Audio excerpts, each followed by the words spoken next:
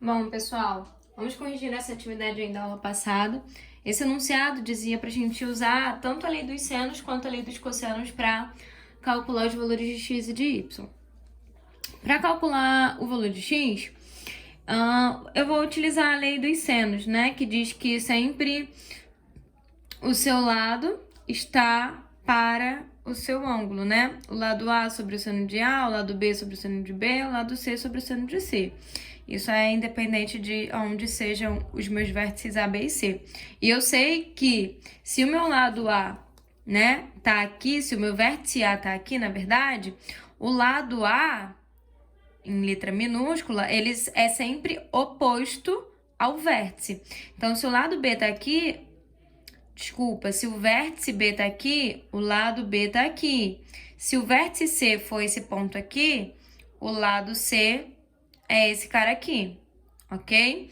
Então, a gente vai montar a seguinte proporção. Vou colocar o lado sobre o seu ângulo, né? Aqui, por exemplo, eu vou colocar x sobre o seno de 30.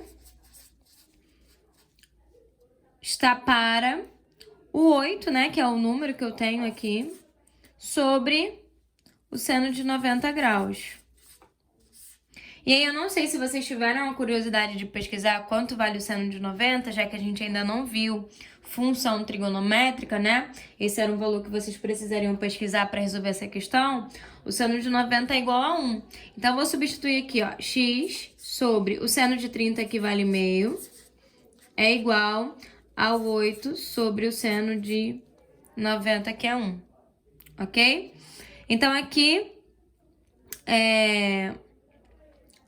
eu primeiro vou resolver aqui, ó, repetir a primeira e multiplicar pelo inverso da segunda, sendo que se eu repito a primeira, né, a primeira é x sobre 1, e repito pelo inverso da segunda, que vai ficar 2 sobre 1, isso aqui vai dar 2x sobre 1,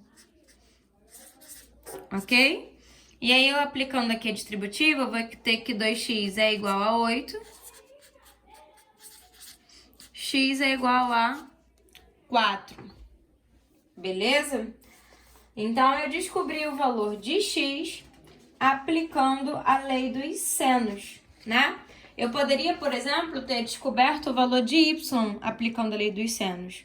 Eu poderia ter feito y sobre o seno de 60 é igual a 8 sobre o seno de 90. E, como eu disse, vocês teriam que ter tido a curiosidade de pesquisar o valor do seno de 90, já que vocês não tem aí naquela tabela que eu pedi para vocês copiarem no livro, mas tem no livro também.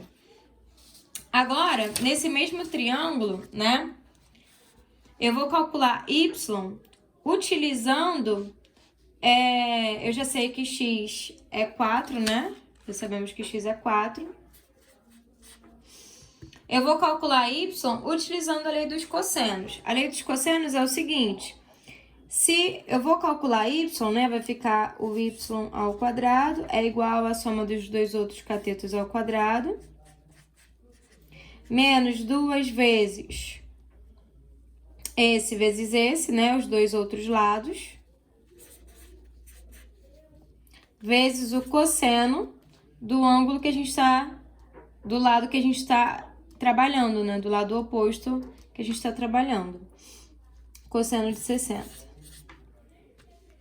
Ok? Então, ó, y, cosseno de 60. Se eu estivesse calculando aqui x, aqui seria cosseno de 30. Se eu tivesse aqui, no lugar do y, 8, aqui no final seria o cosseno de 90. Beleza?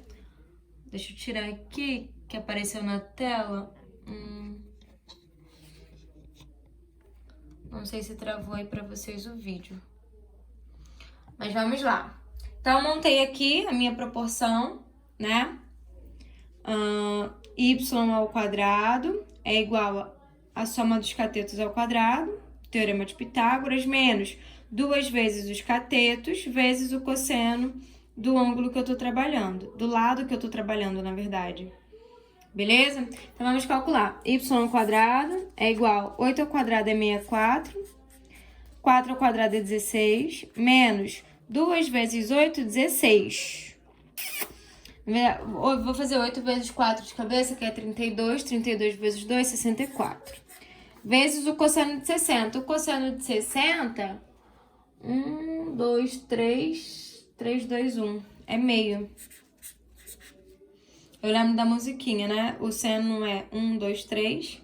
Aí eu vou lembrando, né? Todo mundo sobre 2 e coloco a raiz quadrada. E o cosseno é 3, 2, 1, né?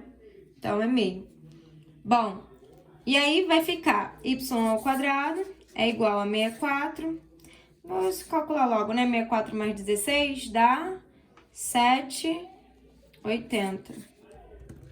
80 menos 64 vezes 1, 64. 64 dividido para 2 dá 32. Ok? 80 menos 32, 48. A gente vai calcular a raiz quadrada de 48. Não tem exata, né? Não tem um número que multiplicado por ele mesmo dê 48. Mas eu consigo transformar ele em um produto de dois números em que um desses números tem a raiz quadrada exata? Bom, 24 vezes 2 não dá.